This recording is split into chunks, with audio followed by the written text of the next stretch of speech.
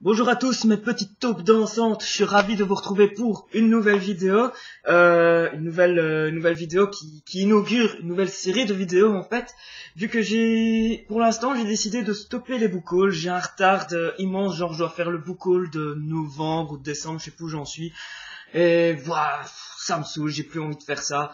Euh, voilà, en plus il y a des mois où j'ai énormément de livres, il y a des autres mois où j'ai quasi rien acheté.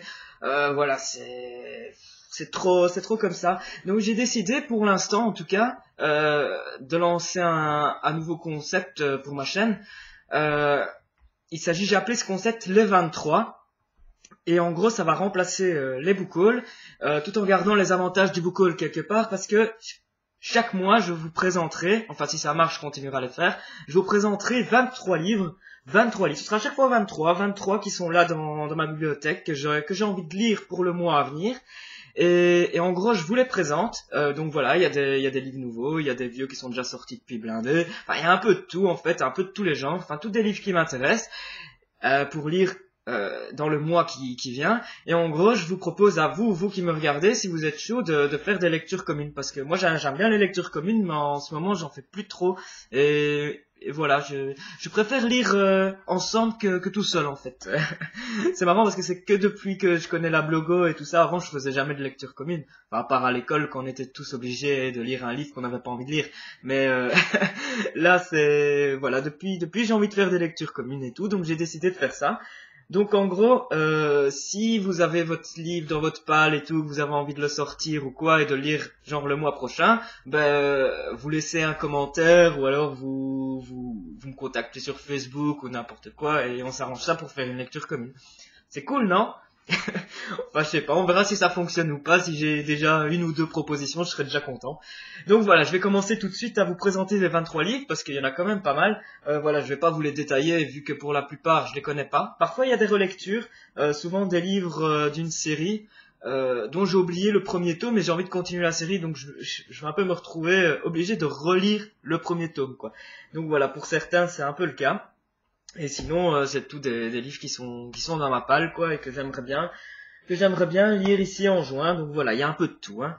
Donc on va commencer tout de suite par le Da Vinci Code de Dan Brown. Donc voilà, c'est des confréries, les Illuminati, des trucs comme ça. Donc avec une grosse partie qui se passe au Louvre. Il y en a beaucoup qui ont vu le film avec Tom Hanks. Moi, j'ai toujours pas vu le film parce que je voulais pas voir le film avant de lire le livre. Donc voilà, maintenant je lis le livre. Ça fait longtemps que j'avais envie de lire ça.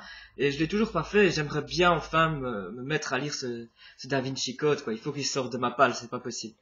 Donc voilà, si ça vous dit, j'ai l'impression d'être au marché. Allez, Da Vinci Code, allez-y, lisez-le avec moi, le Da Vinci Code, s'il vous plaît, j'ai pas envie d'être tout seul.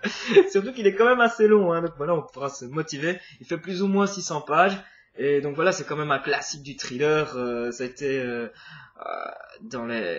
il a été numéro un des meilleures ventes pendant longtemps. Voilà, c'est presque un classique du thriller à lire, quoi. Donc voilà, Da Vinci Code, c'était le premier des 23 livres. Bah oui, on va pas chômer ici. Ensuite, c'est un autre livre, celui-là qui est un peu moins connu. Là, je suis pas sûr que vous l'avez dans votre palle.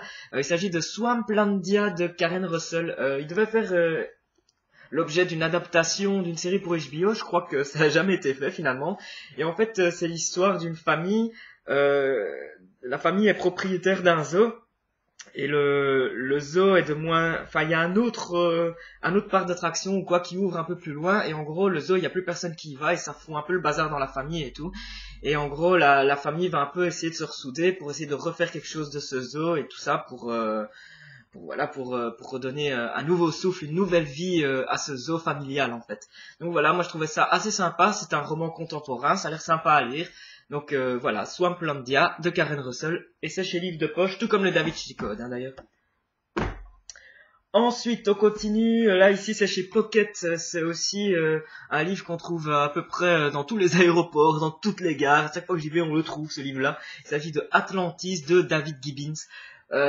Donc voilà, ça a l'air d'une histoire, une histoire d'action, enfin d'aventure, où on revient un peu dans l'histoire, où voilà, on va essayer On va s'intéresser au mythe de l'Atlantide, en tout cas, j'imagine, vu le titre du livre. Donc voilà, c'est de l'aventure, c'est de l'Atlantide, on revient dans l'histoire, ça m'a l'air d'être un truc avec beaucoup d'action, très ensoleillé, très pour juin en fait.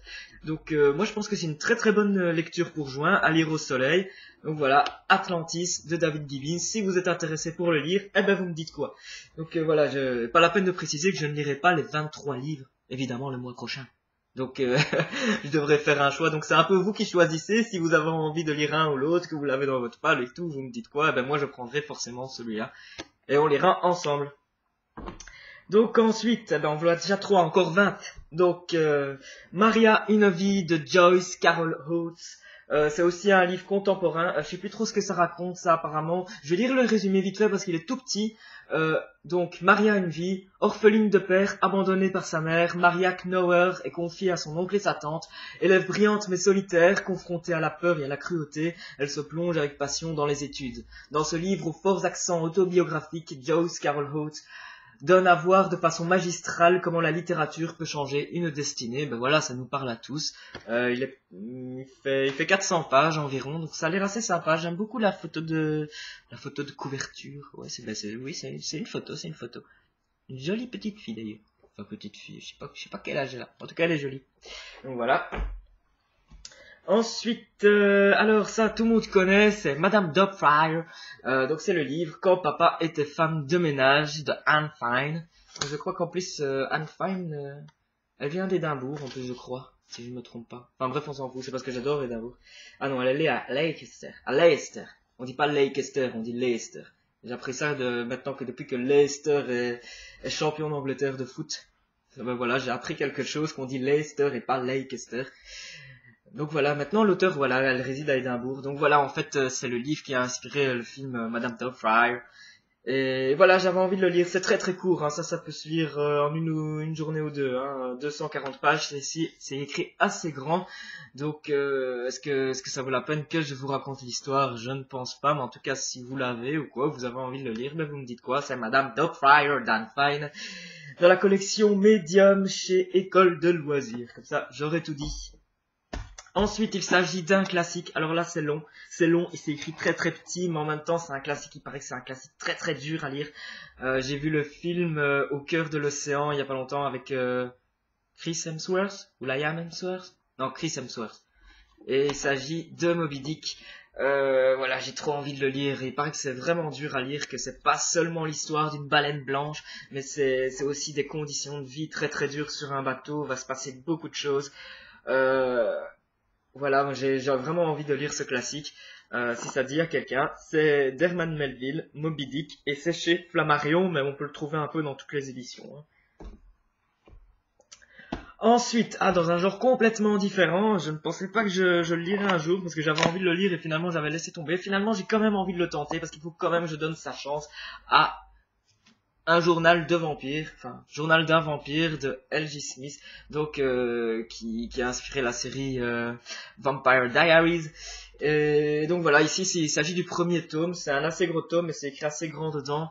Ça se lit assez vite, je pense. Donc voilà, si ça tente de quelqu'un de commencer cette série ou de commencer au moins par le premier tome, juste pour voir ce que ça vaut, eh ben vous me dites quoi. C'est Journal d'un vampire et c'est sorti chez Black Moon.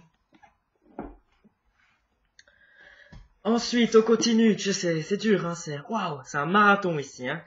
Prédation de Jérôme Camus et Nathalie Hugg ou Hugues. Hugg, je sais pas, ça fait un peu indien. Hugg. Bon, si Nathalie Hugg me regarde, j'espère qu'elle m'en voudra pas d'avoir fait un petit jeu de mots bidon avec son nom de famille. Et donc, Prédation, je l'ai déjà lu et franchement, voilà, je vais me rattraper auprès de Jérôme Camus et Nathalie Hugg comme ça. Voilà, franchement, ça déchire. Je l'ai déjà lu, franchement, ça déglingue.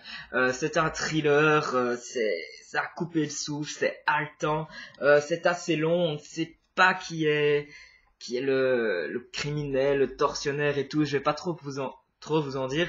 Et on le sait à la fin, et à la fin c'est vraiment une grosse surprise, il y a un bon twist final et tout, on est vraiment sur le cul. Franchement, il est vraiment génial, et c'est le premier d'une série, d'une tétralogie, puisqu'après il y a Stigmate, puis il y a Non, Rémanence, c'est le dernier. Le troisième, je sais plus comment il s'appelle. Enfin voilà, il y en a 4 en tout. Le premier, en tout cas, était excellent. Mais vu que je m'en rappelle plus trop, il faut que je le relise. Tous ceux qui aiment les thrillers et tout, faut vraiment que vous foncez dessus. Si vous le faites, vous m'appelez. Et donc, voilà, franchement, faut y aller, faut y aller. Et moi, je suis vraiment content de le relire, en tout cas. J'espère qu'il sera choisi. Ensuite, on continue avec un livre que ma binôme Johanna m'a bassiné pour que je le lise, mais je vais enfin le lire, enfin si quelqu'un est chaud pour le lire avec moi. Il s'agit de Nymphe et un noir de Michel Bussy. Il paraît que c'est le meilleur, enfin tout le monde s'accorde à dire qu'il s'agit du meilleur de cet auteur. J'avais déjà lu Un avion sans ailes et N'oubliez jamais, qui était déjà très bon, Un avion sans ailes aussi, mais j'avais préféré N'oubliez jamais. Il paraît que celui-là est encore mieux, il paraît que c'est vraiment le meilleur. Et je suis en train de taper le livre là, tu vois comment. Et voilà, j'ai vraiment envie de le lire parce que je pense que je vais enchaîner pas mal de Bussy. Pour l'instant, je n'ai toujours pas été déçu par cet auteur. C'est quelque chose qui est assez rare pour être souligné. Je suis souvent déçu parfois par un auteur, surtout quand on me dit que c'est génial. Moi, on m'avait déjà dit que Michel Bussy c'était génial, je l'ai lu et effectivement, je n'ai pas été déçu. J'avais mis la barre haut et je n'ai pas été déçu quand même. Donc voilà, il faut continuer par Nymphe et un noir et j'espère que quelqu'un sera chaud pour le lire. Ensuite, on continue. Là, je carbure parce qu'il y en a encore plein que je dois vous montrer. Waouh. Je prends une petite pause. Je respire un bon coup. Voilà. Allez, on continue. Le tome 2 de Time Riders. Alors là, je sais pas si quelqu'un sera chaud pour le lire parce que faudrait-il déjà que quelqu'un ait lu le premier qui était pas mal. Donc c'est une histoire pour les ados, jeunes adultes. Enfin, c'est assez léger, c'est assez sympa. C'est pas trop enfantin non plus, hein. Même les adultes peuvent le lire et c'est cool pour les adultes aussi. C'est une histoire de voyage dans le temps. Le premier tome, c'était axé un peu sur la Seconde Guerre mondiale. Ici, c'est plus axé. Le deuxième tome s'appelle Le jour du prédateur. C'est plus axé sur les dinosaures. Je crois qu'ils vont revenir. Ils vont revenir à quelle époque? Au temps des dinosaures, mais je sais plus très bien à quelle époque. Voilà, ils le disent pas ici apparemment, mais c'est 65 millions d'années en arrière. Donc voilà, ils vont se retrouver parmi les dinosaures et tous nos petits aventuriers du temps. Et donc voilà, c'est vraiment cool, c'est vraiment sympa à lire. J'avais lu le premier pendant l'été passé et ça convient vraiment bien à l'été. Donc voilà, si vous avez déjà lu le 1, dites-moi quoi. Moi je suis chaud à lire le 2 direct. C'est Time Riders 2 de Alex Carroll chez Pocket Jeunesse. On continue toujours chez Pocket Jeunesse. Alors celui-là je l'avais déjà lu aussi. Il s'agit de Gone, le premier tome que j'avais adoré, qui est assez long, hein. Presque 700 pages. Gone, c'est l'histoire de jeunes. Enfin, de jeunes que, en fait, c'est un peu comme Autre Monde de Maxime Chatham. C'est les vieux disparaissent comme ça d'un coup. Enfin, les adultes disparaissent et ils se retrouvent que des jeunes entre eux, mais en dessous d'un dôme en fait. C'est-à-dire que voilà, c'est vraiment un huis clos entre gosses quoi. Et il se passe pas mal de trucs, il y a des clans qui se forment, voilà, ça fait penser à Sa Majesté des Mouches, c'est un petit côté Lost, c'est un petit côté Koh-Lanta, voilà, moi j'ai vraiment adoré. Il y a pas mal d'action dedans, ça peut être assez violent, hein, c'est pour les jeunes et tout, mais il y a des passages quand même assez hard, enfin hard, toute proportion gardée bien sûr, mais voilà, quand je l'ai lu, je m'étais dit, ah ouais, quand même, c'est pas tout gentil tout rose quand même, quoi. Je m'attendais à un truc beaucoup plus axé pour les enfants. Et non, il y a quand même des passages assez difficiles. Et voilà, j'avais beaucoup aimé. Mais voilà, il y en a 6 de sortie maintenant en poche, je crois. Et je m'en souviens plus trop, donc il faut que je le relise. Et ça convient très très bien pour l'été. Donc si vous êtes chaud, c'est Gone de Michael Grant chez Pocket Jeunesse. On continue en jeunesse toujours, hein, en tout cas jeune adulte, 7 secondes. Alors 7 secondes, c'est l'histoire d'une fille, c'est un peu dystopique. En fait, c'est l'histoire d'une fille, elle a une puce en elle, enfin tout le monde a des puces en eux, et en gros, elle a la faculté de voir ce qui va se passer 7 secondes à l'avance. J'ai pas tout compris du résumé, parce qu'en même temps, quand vous voyez le résumé, il est super long, et j'ai pas compris grand chose en fait. Enfin, faut vraiment se concentrer pour lire le résumé, ouais. Ok, donc voilà, en plus, c'est marrant parce que dedans, c'est écrit assez grand. Et en fait, c'est écrit plus grand que le résumé, tu vois. D'habitude, c'est l'inverse. Donc voilà, c'est 7 secondes. Donc je vais lire un peu ce qui est marqué juste au-dessus. C'est: dans une société futuriste devenue folle, Mila n'a que 7 secondes d'avance. 7 secondes pour se battre. 7 secondes pour sauver sa vie. Donc voilà, je sais pas du tout ce que ça vaut. J'ai pas vu trop de de critique de ce livre. En fait, si j'en ai vu, mais j'ai oublié ce que les gens en ont pensé. Et voilà, c'est chez Lumen, donc si quelqu'un là, c'est sorti il y a pas longtemps. Et ben si vous êtes chaud, et ben on y va, c'est parti. Ensuite, je crois qu'on est arrivé à la moitié là. 23, c'est chaud quand même d'en faire 23. Hein. Ah, on est déjà à 15 minutes de vidéo. Et voilà, j'aimerais bien faire moins de 20 minutes quand même. Donc ensuite, le film vient de sortir ou va sortir, je sais pas comment ça se passe en France, en Belgique, en Suisse, parce que les sorties au cinéma, ce n'est pas les mêmes. Mais en tout cas, ça m'a donné envie de lire. Déjà l'année passée, j'avais envie de le lire. Le livre de la jungle de Rudyard Kipling. Si ça, c'est pas une lecture d'été, alors je ne sais pas ce qu'est une lecture d'été. Voilà, c'est un classique, c'est sympa, c'est court. Je ne l'ai jamais lu et j'aimerais bien voir ce que ça vaut en bouquin. Donc, si vous êtes chaud, le livre de la jungle de Rudyard Kipling, c'est sorti chez Folio, mais comme tous les classiques, un peu dans toutes les maisons d'édition. Prenez celui que vous voulez, je suis sûr que vous en avez un chez vous. Donc si vous êtes chaud à lire, ben c'est parti. Ensuite, on continue avec le dernier Sandrine Colette qui est sorti en poche. Parce qu'il y a un dernier qui est sorti en grand format, je ne sais plus le nom. Voilà, j'avais déjà lu Un vent de cendre, Des nœuds d'acier que j'avais adoré les deux.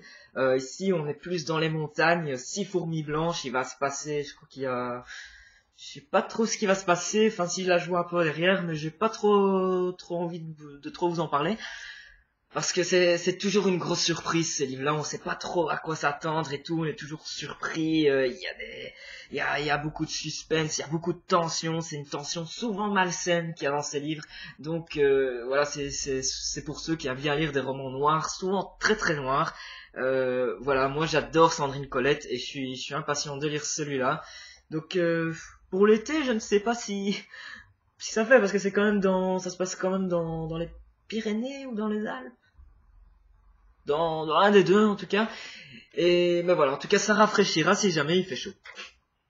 Je savais pas quoi dire alors j'ai dit ça quoi. Ensuite, je vais pas rester 10 000 ans là-dessus. Le labyrinthe, ben, le film est sorti, beaucoup d'entre vous l'ont vu, comme moi. J'ai adoré le premier film, le deuxième je l'ai pas vu, mais j'aimerais bien lire les bouquins avant de voir les films. Donc on va avoir le temps, hein, vu que la sortie du troisième film a été repoussée, vu que l'acteur principal s'est blessé. Et donc on va peut-être avoir un peu de temps cette année pour lire, pourquoi pas, les 3 livres, les 3 livres qui composent la trilogie. Je sais bien qu'il y en a un qui s'appelle Avant le labyrinthe, qui est un préquel. Je vais d'abord commencer par les 3 premiers. J'ai les 3. Et donc voilà, il faut bien commencer par le tout premier. Il s'agit du labyrinthe, donc de James Dashner. Donc le livre 1 de la trilogie L'épreuve. Et voilà, s'il y en a parmi vous qui l'ont toujours pas lu, qui sont ouais, tout le monde a lu le labyrinthe sauf moi, ben moi non plus je l'ai pas lu, donc venez avec moi et on le lit. Ouh, 17 minutes, ouais, il en reste encore quelques-uns. Ah oui, tout à l'heure je parlais de Gone où les parents avaient disparu, il y a un autre livre où les parents ont également disparu, ben c'est L'autre monde, le tome 1 de Maxime Chatham. J'avais commencé à lire, je l'avais arrêté parce que je devais lire un autre livre ou parce que c'était les examens, je sais plus. Je sais bien que c'était à l'époque où j'étais aux études, donc je sais plus trop pourquoi je l'avais arrêté, mais c'était pour une raison valable et non pas parce que je l'aimais pas. En fait, je l'aimais beaucoup, mais j'ai dû l'arrêter pour une raison vraiment importante et je l'ai jamais repris depuis et j'aimerais vraiment me refaire la série assez vite. Donc voilà, si ça vous dit, si vous n'avez jamais lu Autre monde de Maxime Chatham, c'est avec une histoire d'adolescents que les parents ont disparu, il y a une quête un peu fantastique, il y a une histoire de la planète où la nature a repris ses droits sur la ville et tout. Et voilà, j'aime vraiment le concept. Dans la partie que j'avais lue, en tout cas, j'avais vraiment adoré, c'est assez addictif. Et donc voilà, s'il y a quelqu'un qui veut tenter l'aventure avec moi, Autre monde, ben c'est le premier. Hein. Après vous n'êtes pas obligé de lire la suite avec moi, hein, c'est juste le premier, hein, vous faites ce que vous voulez. Hein. Donc c'est l'Alliance des Trois, c'est le tout premier, et c'est sorti chez Livre de Poche, comme les 6 fourmis blanches de Sandrine Colette, d'ailleurs. Toujours chez Livre de Poche, il est un peu plus long, celui-là c'est un roman contemporain, Heather Malander a disparu. Alors, donc voilà, c'est une histoire où apparemment il y a un mec qui s'appelle Heather Malander, et il a disparu. À part ça, je ne sais pas grand-chose, si ce n'est que ça se passe à Rhodes. Rhodes, c'est une ville, ça? Je sais plus. C'est une île? C'est une île, Rhodes, c'est l'île de Rhodes. Hein. Je sais bien qu'il y a un colosse, le fameux colosse de Rhodes. Et je sais plus. Je fais une toutouille un peu de tout ça. Une toutouille étant un mélange, je crois que c'est qu'en Belgique qu'on dit toutouille. Donc voilà, donc ça fait très été, hein, donc évidemment quand on parle de la Grèce, ça se lit en été, tout ce qui se passe en Grèce se lit en été, c'est bien connu. Et, et donc c'est de Robert Godard, et voilà. Apparemment, on va être à la recherche d'un mec qui a disparu, pourquoi il a disparu, comment il a disparu, qui est ce mec qui a disparu, ben j'en sais rien. Et voilà, ben j'ai pas trop envie de lire le résumé, j'ai envie de me laisser guider par ma lecture. Et donc si ça tente quelqu'un, eh ben vous me faites signe. Ensuite, alors, il y a pas mal de monde qui est en train de le lire pour l'instant, alors que c'est sorti depuis un petit bout de temps. Il y a eu un film qui est sorti d'ailleurs du même nom. Il s'agit de La Vague de Todd Strasser, où en gros c'est un prof il y a un prof d'histoire qui va faire une espèce de prof d'histoire ou de philosophie, je sais pas trop. Alors, un truc comme ça, un prof comme ça. Et il va faire un peu une simulation de fascisme comme ça dans sa classe, sauf que les élèves vont se prendre vraiment trop au jeu et voilà, ça va être, ça va être la guerre dans la classe, quoi. Voilà, c'est très très fin. Et voilà, c'est un livre qui apparemment est assez prenant, ça éveille les consciences aussi. Donc voilà, j'avais envie de le lire, j'avais déjà vu le film que j'avais adoré, le film allemand, je sais pas si c'est allemand ou américain. Parce que je confonds avec Das Experiment aussi, là ils avaient fait un allemand et un américain, mais je crois que le film La Vague est allemand, je crois que c'est The Was ou un truc comme ça. Non, c'est The Wave en américain. Enfin bref, je vais arrêter, ou The Wave. Oh, je sais plus. J'arrête de dire des conneries. En tout cas, c'est La Vague de Todd Strasser. Cela commence par un jeu et finit en dictature. Donc voilà, c'est très fin. Si vous l'avez, ça se fait très très vite. Vous me dites quoi et on lit. C'est parti. Command, let's go, tout ce que vous voulez.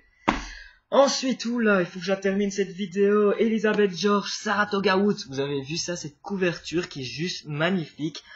L'île de White Bee cache bien des secrets. Becca aussi. Donc ça se passe encore sur une île. Moi, j'adore ce qui se passe sur les îles. Donc voilà. Donc je pense que c'est un diptyque ou peut-être une trilogie. Enfin, je sais que les deux premiers sont sortis, vu que le deuxième s'appelle L'île de Nera, je crois. Et donc voilà, c'est la série. En tout cas, s'appelle The Edge of Nowhere. C'est le tome 1.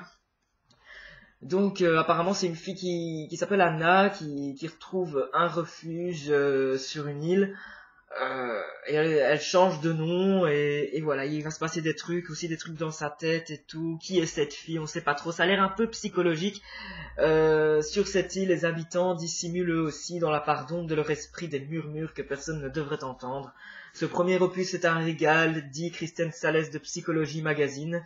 On retrouve le talent d'Elizabeth George pour disséquer la psychologie de ses personnages et construire une intrigue de Christine Fernaud dans le magazine Lire. Donc voilà, ça a l'air vraiment pas mal, ça a l'air très psychologique, ça a l'air très oppressant comme ça sur une île et tout. Donc moi ça m'intéresse beaucoup de le lire, surtout la couverture qui est juste magnifique, devrais-je le redire plusieurs fois. Ouais, déjà qu'on manque pas de temps, autant se répéter, hein. Donc on a que ça à faire. Wow, je carbure. Ouh, je prends ma petite pause. Voilà, et je continue. Ensuite, ça c'est sorti depuis un petit bout de temps, c'est Relique de Preston and Child. Alors, il y a un film aussi qui est sorti, et en plus quand on voit cette couverture, quand j'avais vu aussi la fiche du film, ce titre Relique, on s'attend à une daube, quoi, vraiment à une grosse daube. Et je me rappelle plus très bien du film, mais en fait j'ai adoré. C'est un peu, voilà, c'est pas une grande œuvre cinématographique parce que l'image est un peu passée, c'est un peu vieilli et tout ça, mais sinon l'histoire est excellente. Et il s'agit en fait du premier tome du cycle de Pendergast. En fait, Preston and Child ont écrit une série de livres avec l'enquêteur Pendergast. Et en fait, ce sont des enquêtes policières qui sont au bord de surnaturel. En fait, on est vraiment au bord du fantastique, mais ça reste toujours quand même réel, quoi. Un peu comme Jurassic Park, si vous voulez. Jurassic Park, c'est quand même du fantastique, mais on lui donne un aspect quand même scientifique dans le truc. Et donc voilà, on est un peu là-dedans dans l'univers de Preston and Child. Donc le tout premier tome, on découvre l'enquêteur Pendergast, qui a pas mal aussi de de souffrance et tout. Enfin, il a pas mal de troubles. Il est très charismatique comme enquêteur. Voilà, donc j'avais déjà lu le tome 4 sans savoir que c'était un tome 4. Enfin, ce sont tous des épisodes indépendants, mais on suit vraiment l'évolution de l'enquêteur au fil des livres. Et donc voilà, je voulais commencer par le premier. Donc il s'agit de Reliques de Preston and Child. Donc si vous êtes chaud, c'est parti, vous connaissez la musique. Ensuite, un livre qui est sorti il y a pas longtemps, il s'agit de Neil de Lynn Madsen. Neil de Lynn. Faut le savoir le dire. Neil de Lynn. Tu vois? Comment s'échapper d'une île qui n'existe pas, donc c'est encore une histoire d'île. Voilà, moi en été, je suis très île, hein. Je suis tcha, aïe, ah là là, tu vois. Sauf que là, ça n'a rien de cocktail transat et compagnie. Ici, apparemment, il s'agit de s'échapper d'une île. Comme le dit le petit slogan au-dessus de la couverture. Donc, voilà, je ne sais pas trop, apparemment il y a une histoire d'une fille qui se retrouve coincée sur une île, il y a d'autres gens, il y a un compte à rebours qui a commencé, je ne sais pas trop pourquoi il y a un compte à rebours, mais en fait voilà, ça a l'air très haletant, voilà, il y a un timing, donc à mon avis c'est un livre qui se lit très vite, ouais apparemment. Voilà, il y a plus ou moins un peu plus de 400 pages, mais il y a genre plus de 50 chapitres. Donc à mon avis, ce sont des tout petits chapitres, ça va se lire très vite. C'est sorti il y a pas longtemps, j'imagine que certains d'entre vous... Ouais, j'ai déjà vu plusieurs vidéos, plusieurs blogs et tout. Il y en a pas mal qui l'ont acheté. Je sais pas si tout le monde l'a déjà lu, mais en tout cas, s'il est toujours dans votre palle, eh ben on le sort ensemble. Et voilà, je dis on le sort ensemble. J'ai pas dit on sort ensemble. Hein. On garde quand même les distances nécessaires. Ensuite, Paul Auster, Sunset Park. Alors ça c'est un roman un peu contemporain. Donc voilà, ah ouais, ça, on est, je sais pas trop comment raconter. En fait, c'est l'histoire d'un financier, mais qui se trouve dans la crise des subprimes, et donc il va avoir des problèmes apparemment. Enfin voilà, je vais lire directement la fin. Un roman sur l'extinction des possibles dans une société aussi désorientée qu'elle est démissionnaire et où la violence est substituée au pouvoir. Donc voilà, on est à un truc très sociétal comme ça. J'arrive à bien résumer des livres que je ne connais pas, c'est bien. En fait, je reprends des mots qui sont dans le truc et j'en fais des phrases. Donc voilà, apparemment c'est un peu une critique de la société capitaliste, tu vois. Et donc voilà, je sais pas trop de quoi ça parle en gros, mais c'est un livre contemporain où apparemment c'est un mec, voilà, il est en haut de l'échelle, il va terminer dans la misère, donc voilà, ça a l'air assez sympa, façon de parler quoi. Je sais pas si beaucoup d'entre vous l'ont, mais en tout cas moi ça me dit bien de le lire. Il n'a pas l'air si long, un peu moins de 350 pages, donc on ne sait jamais hein, si vous l'avez, ben, vous me dites quoi. Ah, il n'y en a plus que deux. En fait, cette vidéo va presque faire 30 minutes. Donc, Cassandra Clare d'Immortal Instruments, La Cité des Ténèbres. Alors certains vont me dire, mais j'ai déjà vu une de tes vidéos, tu en parlais. Et oui, j'ai sorti une vidéo il y a quelques mois où j'en parlais. Pardon. Et je m'en souviens plus.